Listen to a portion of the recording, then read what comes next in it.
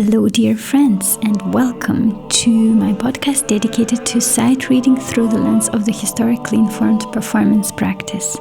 My name is Darina Ablogina, and on the last day of the year 2024, I have something special for all the musicians, amateurs, professionals, and non-professionals, and just for all the people who are taking care of diversity and interested in this subject. I have a very special interview with a wonderful musician, the leader of the ensemble Irini.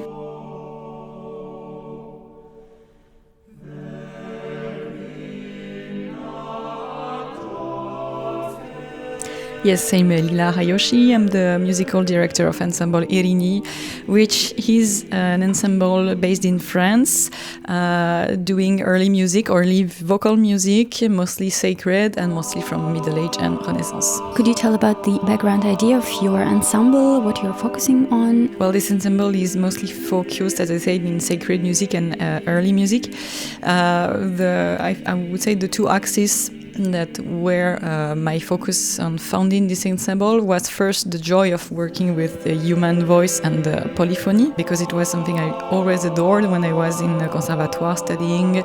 I think my favorite parts were the choir parts, and I was a bit frustrated to never hear the inside voices like altos and tenor when I was listening to the discs of the music we were working in the conservatoire, and I was always missing the inside voice and all the things I heard myself when I was singing inside the polyphony. Is like being inside a building.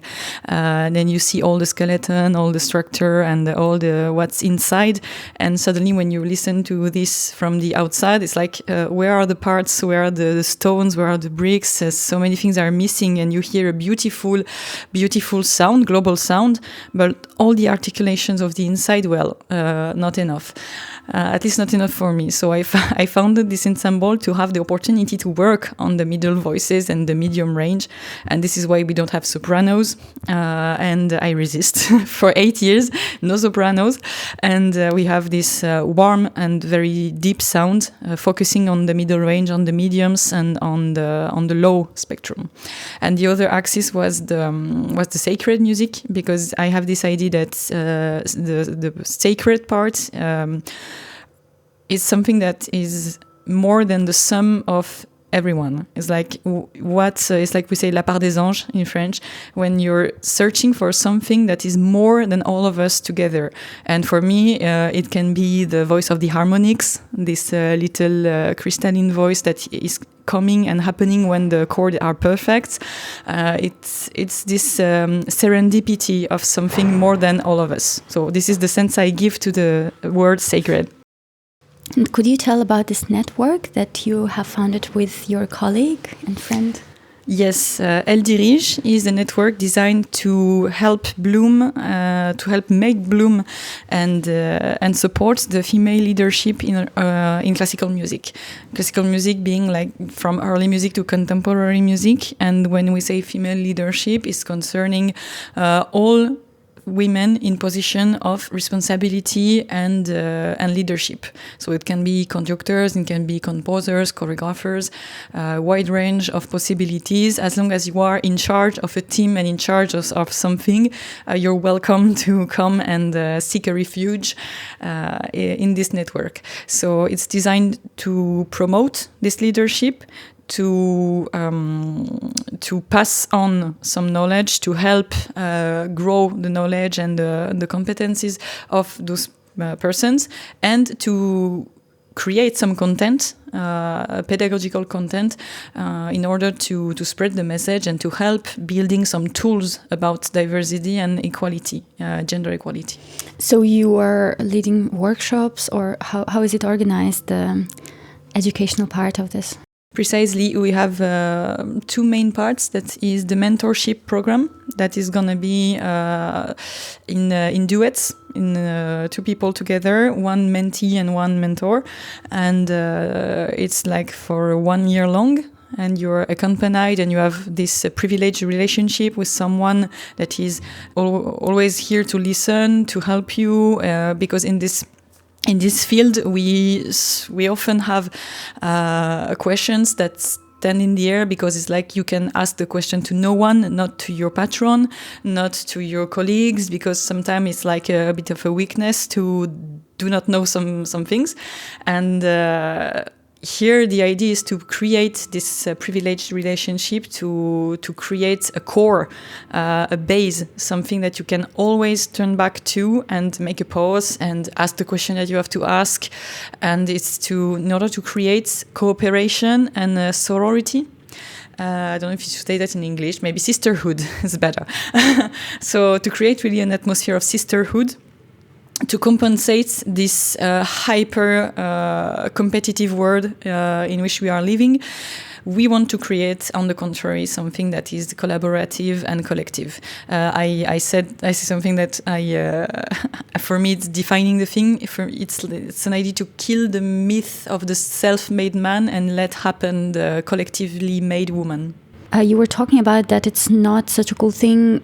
It's considered not such a cool thing when you ask questions and you don't know everything from the very beginning. Have you experienced that personally?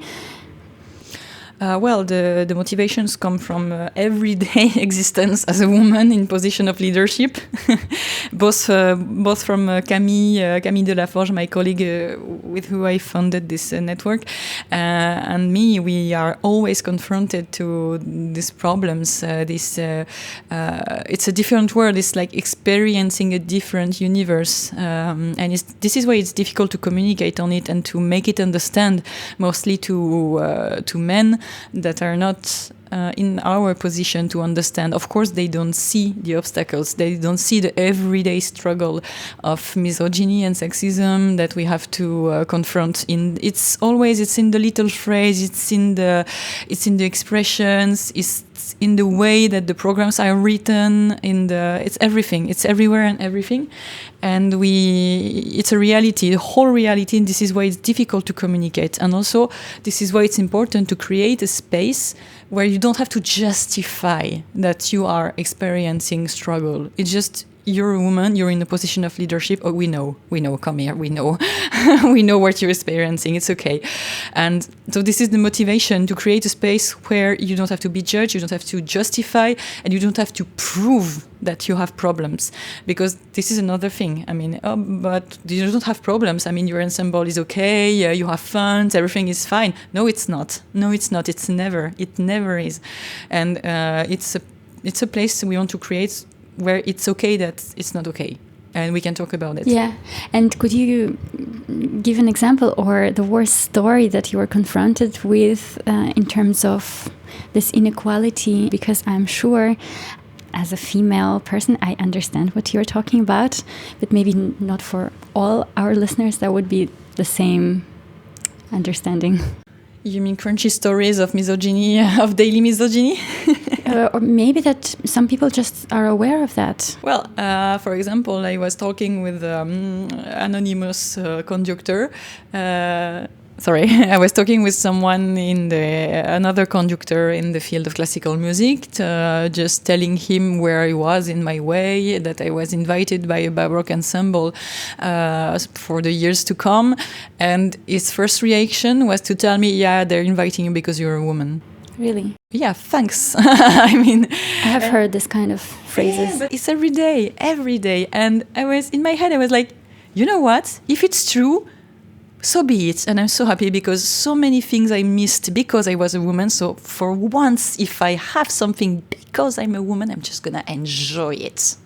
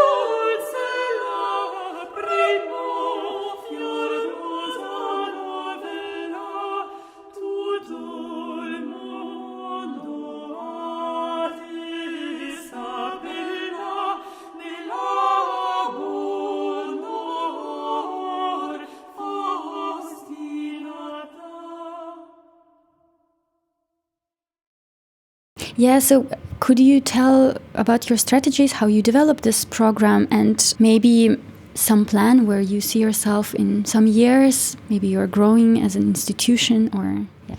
Well, we take things slowly in order to not make mistakes, because it's a sensitive subject. So we prefer to do things step by step, either that being, overwhelmed with the things. For me, the first start it is to already develop the thing in France, locally in our scale. The priority for me is to be able to start this mentorship program. So it's going to take some time to build all the rules, everything, the legal square for that. So it's going to take some time. And so it's the first step.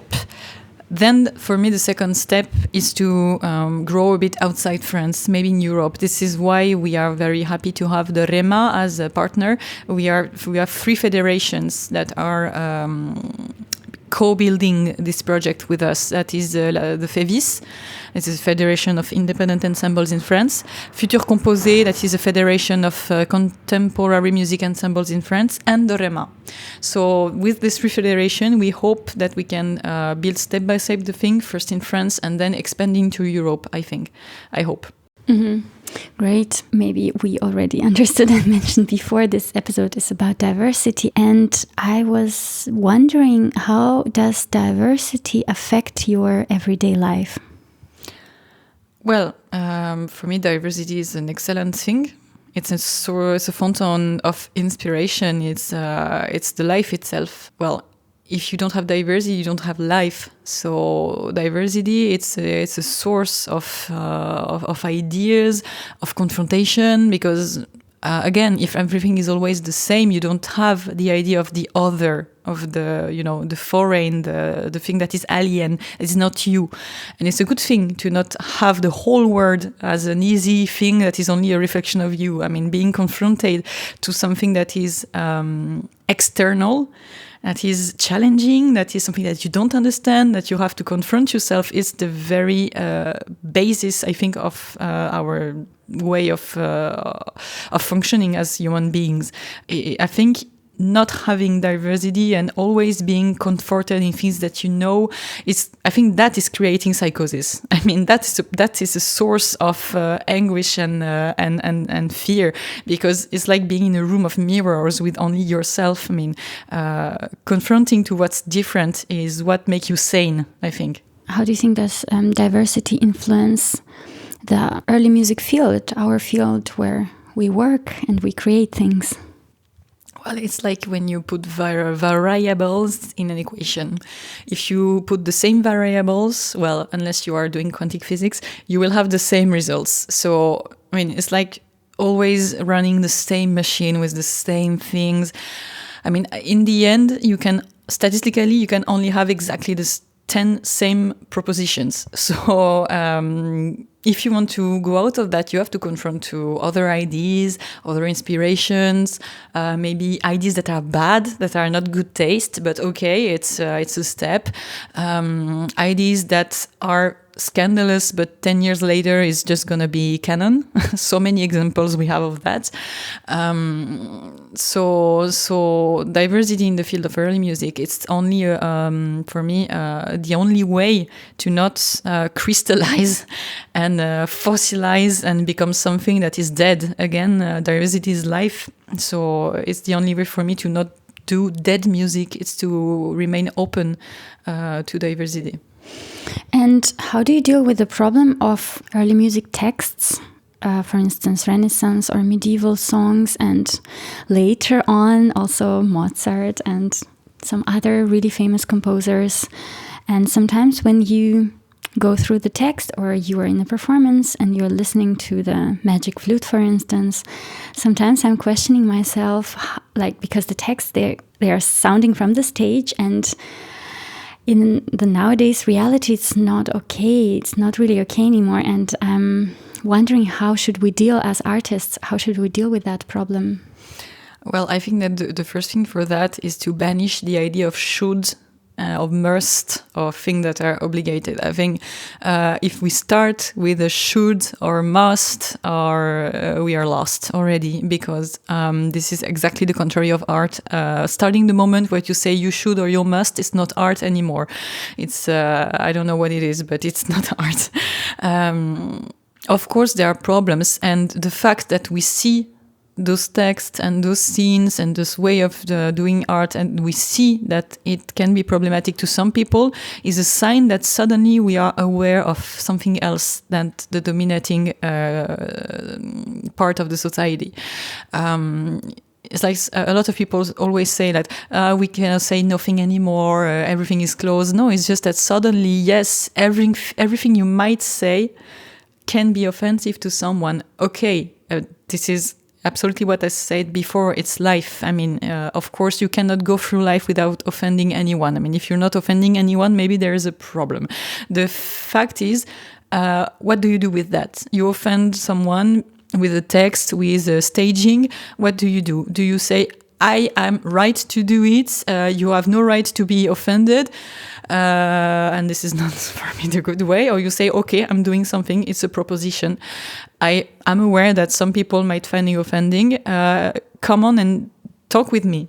Let's have a debate. Let's talk. Explain to me why you're offended, and maybe make me discover things that I don't know, and I will too make you discover things, and we debate. And there is no solution. There is never a solution. This is the thing that we have to stop and drop. That I'm using a must and should and have yes on this thing, because I think we should drop the idea of being of agreeing and finding a solution that is common for everyone. It's not going to happen. 7 billion of people on Earth. We cannot find solutions. We can only find more problems, and it's good, because more problems mean more discussions, more debates, more exchanges, and more frustration. But I mean, it's life. We are going to be frustrated. We are going to be angry. We are going to debate. The thing is not to take the swords or the pistols, and it's going to be okay, because if we are trying to find a solution to everything that is okay for everyone and is satisfying everyone, we are lost. It's not going to happen, at least not with art. So I don't know if it answers your question, but... Yes, I definitely agree. I think it's good to have mirrors that are mirroring not only your image, but also some other ideas and opinions. And how do you personally deal with this problem? For instance, in your ensemble, do you change text, or you write it in the program notes? How do you embrace this problem? Well, I really don't often have this problem with my kind of music, because I must say I choose the text before the music. That is a little secret. Okay. Maybe that's a great strategy. Well, it's not because of that. It's just that I always observed in my life that a good text is always going to have good music with it. I'm a fan of poetry, and I grew up with most focus on literature and more than music. So I come from the word of words, and for me it's logical. If you have a beautiful text, the music is going to be beautiful. It has to be. And I have never been disappointed by that. I found a lot of beautiful music with terrible text, but never a beautiful text without good music. So I keep this in mind, and this is how I build my programs, even the ones that are a bit, mystical, a bit religious. I always carefully choose what I'm going to include in my program, because I have to believe in it too. And sometimes it takes a bit of a job to find symbolism, to find, layers of meaning, to go out of a problem. But it's my work, it's okay. And for dealing with sensitive text, I have a project of rewriting, not rewriting, but I will say that. Overriding Dido and Eneas of Porcel, precisely on the focus on the life and the point of view of Dido, and the point of view of the masculine domination. I would say precisely this is what I do with this kind of project. It's like in Giuditta, I've done the same thing. I have the same project with Giuditta Triomphans. It's to just take the opera, the text, and just build another point of view. It's not to deny it and to say it's a bad text or we should not. Just take it and take another point of view. It's like a Copernican thing. You keep the thing, you just turn around it and find one way to tell the story. And for me, it's not betraying or changing or correcting. Worse, we don't have to correct the past. But what do we do with the past? We cannot correct it, but what do we do with so notes or transforming or, all the solutions are good as long as it's justified from the artist, that the artist know what he or she does. I think everything is okay. Again, to who do you speak, and do you accept critics, and do you accept that it's not going to be okay for everyone? Yes, and what would you recommend to aspiring female and non-binary persons who would like to start their own project? To do it. Do it, carpe diem. Where to start? Yeah, where to start? From the heart. This is again another truth that I learned in my career is everything that is coming truly from a true and deep inspiration is always gonna touch people. Always. Any way. It's gonna happen. If it's something that is sincere, that comes from the very guts of the person, it's gonna have an effect. It cannot. Maybe it's not gonna work. Maybe you're gonna change your career and do 2 years of ensemble and then change. But it's okay. First thing, it's okay. It's okay to not do a career of 20 years and become a famous big ensemble. It's okay. It's just okay to do a journey of 1 year, 10 years. 2 years, 6 months, it's okay. It's okay to learn. It's okay to fail, if you can call that fail. I call that just a moment in time. But it's your moment in time. Take it. Great. Yeah, good. Thank you very much, Lila. It was a great conversation. Thanks for joining. Thank you. Thank you for listening to our episode. Please find all the additional information in the description box. I wish you all the best. Bye.